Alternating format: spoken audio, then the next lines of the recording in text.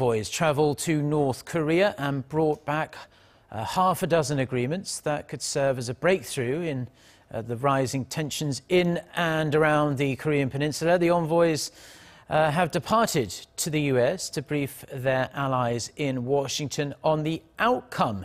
Our chief Blue House correspondent Moon Connyoung joins us live on the phone. So Connyoung, please tell us the latest. Right, Mark. So 2 days after their return from a historic trip to North Korea, South Korea's chief envoys took off for Washington earlier this Thursday afternoon to meet officials there and discuss their meeting's outcome with North Korean leader Kim Jong-un, which took place earlier this week.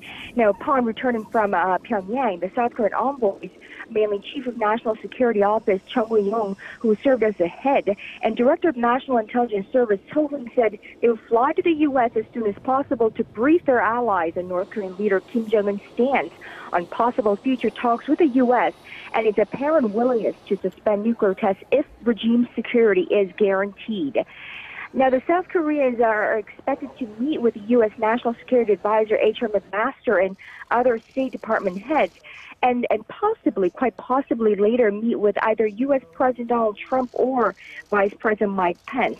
And of course, that's according to South Korean government officials speaking on the condition of anonymity regarding this issue because it is a sensitive matter. Mark?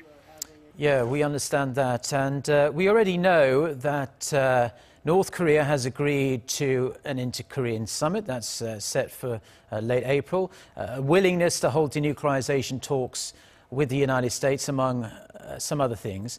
Will the two South Korean envoys traveling to Washington have any other message from North Korean leader Kim Jong-un for the U.S. president?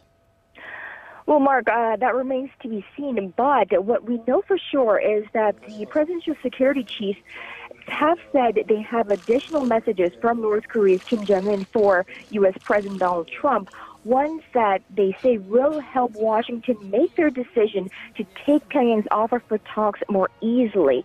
So definitely something more than its declaration that it's ready for denuclearization talks in exchange for security guarantee, possibly something that would, I guess, send a message to the U.S. that it is actually sincere about the nuclear talks this time around. But of course, we'll have to wait and see what that is until these envoys land in Washington and release their package to U.S. officials.